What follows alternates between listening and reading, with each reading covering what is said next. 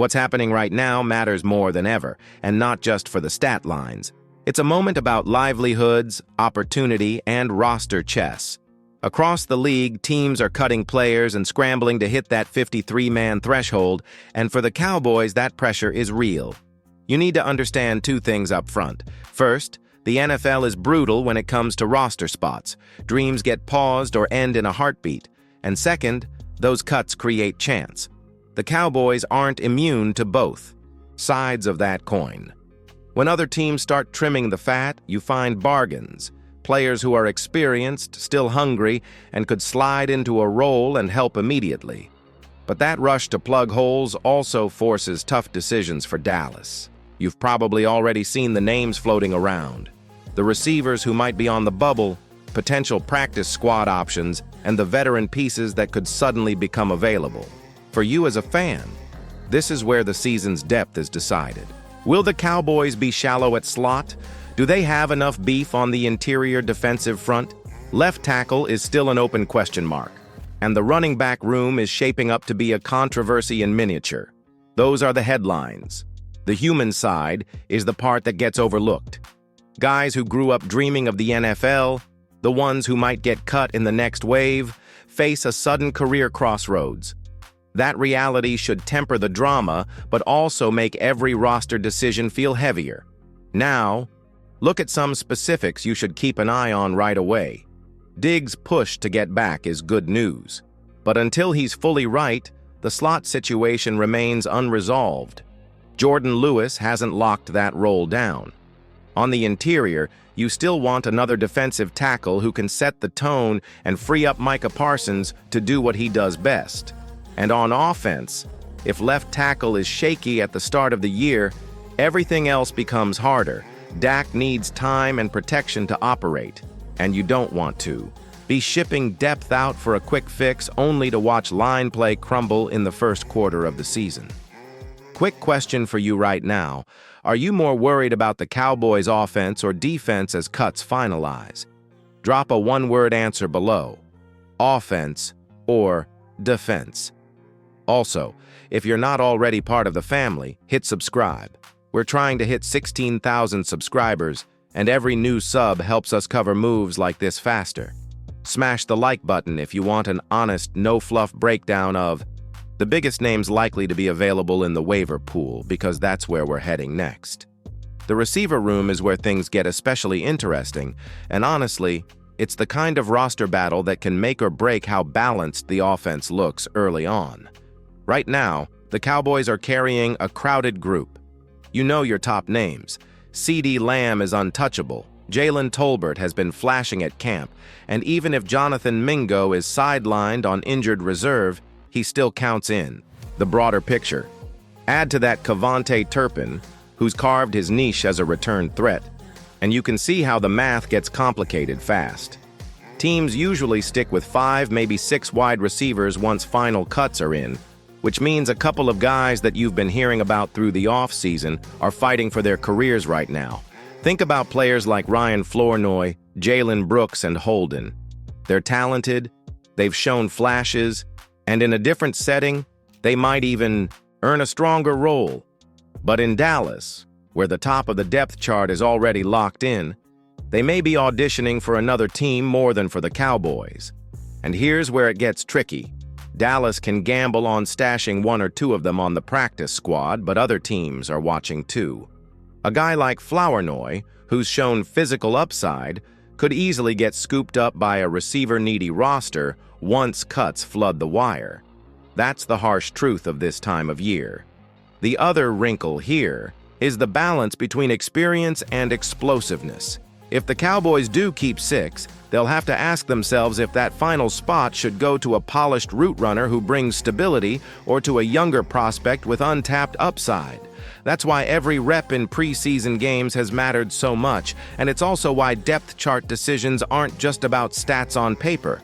They're about what coaches trust when the real bullets fly on Sunday. So let me put the question to you directly. If Dallas can only keep 5 receivers, who's the one guy outside of CeeDee that you'd absolutely protect no matter what?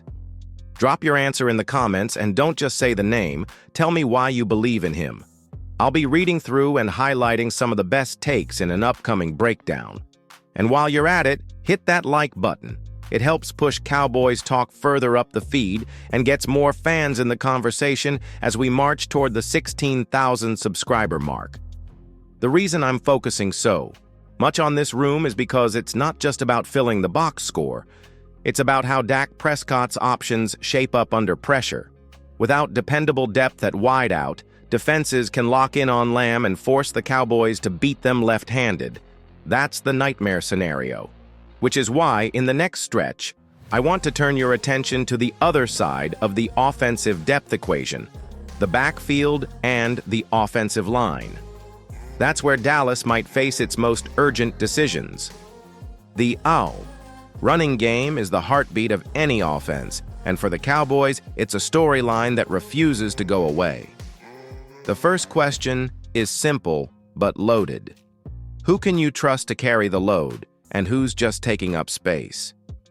Miles Sanders came in with expectations, but if you've been watching closely, you know the production just hasn't been there. Training camp and preseason reps haven't impressed, and when you stack that up against younger backs flashing some promise, it starts to look like Sanders' spot is hanging by a thread. In fact, based on recent performances, it feels like Phil Mafah and Jaden Blue have taken control of the conversation.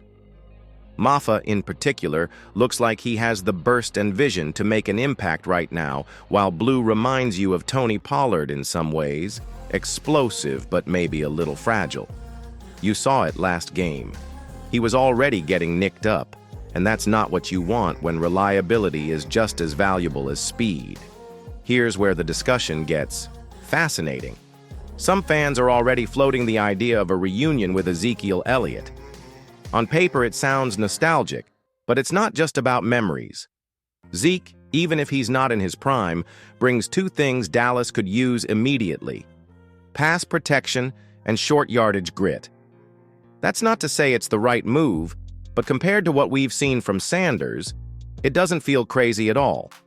This backfield needs a balance of explosiveness, toughness, and durability, and right now that formula isn't locked in.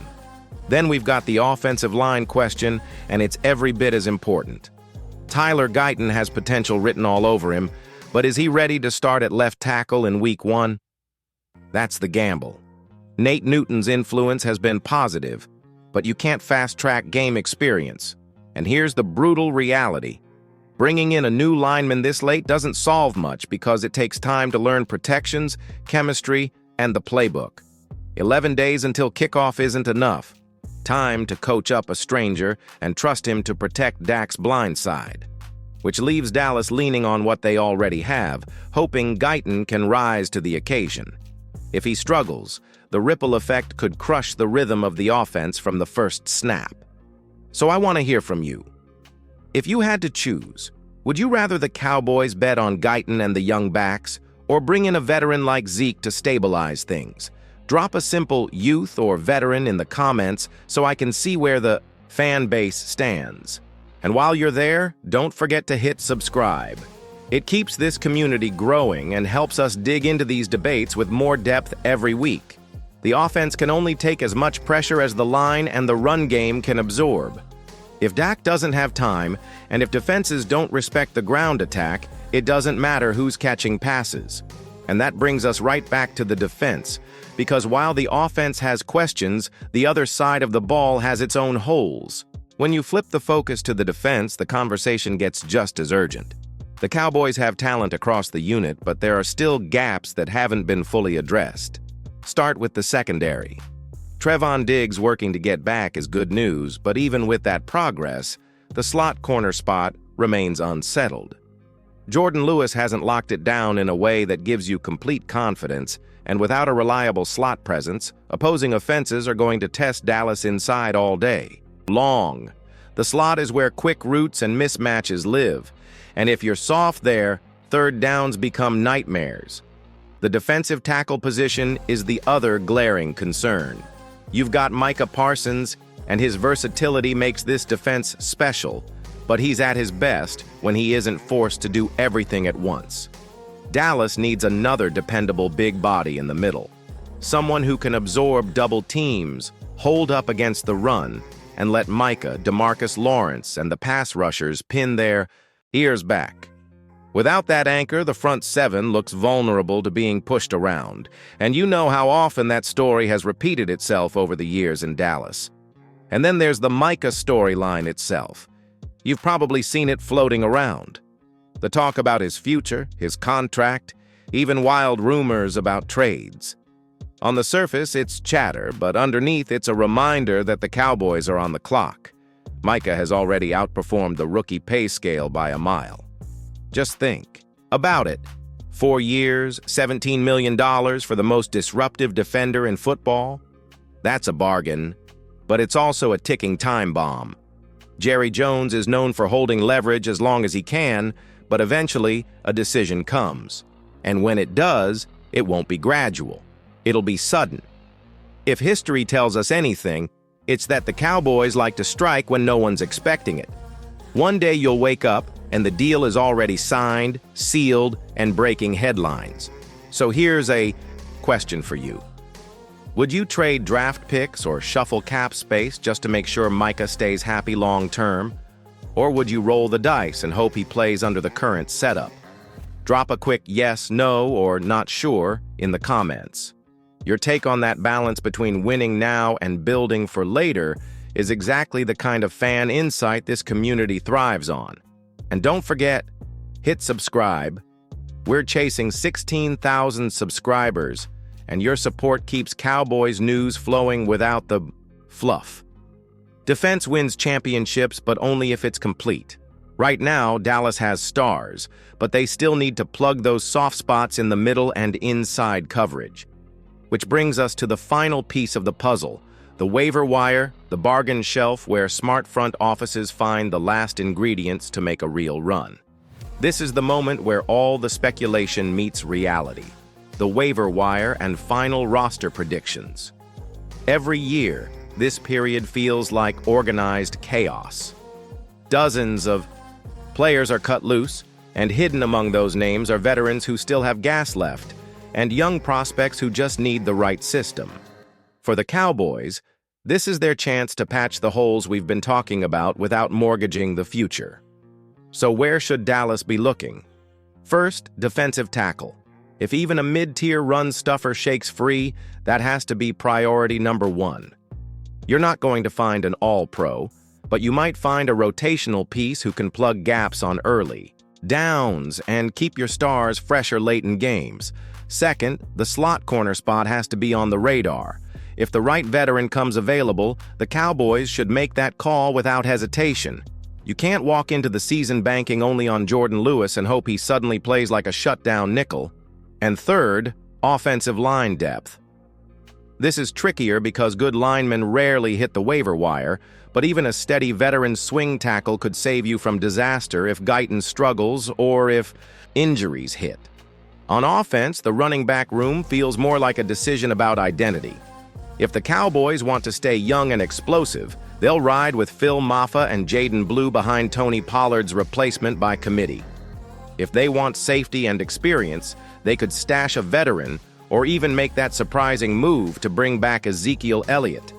Either way, the outcome will shape how Dak Prescott starts the year.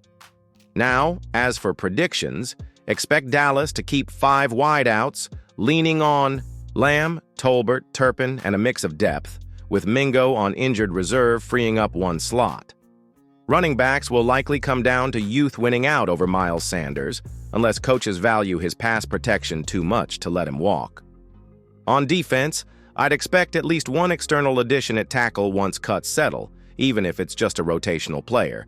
And don't be shocked if Jerry Jones pulls off one of his trademark surprise signings right as everyone relaxes. That's his style.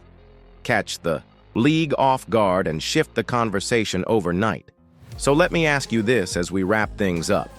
If you could wave a magic wand and add just 1 position from the cut pool, would you pick a defensive tackle, a slot corner, or a veteran tackle? Drop your pick in the comments and hit the thumbs up on the answers you agree with most.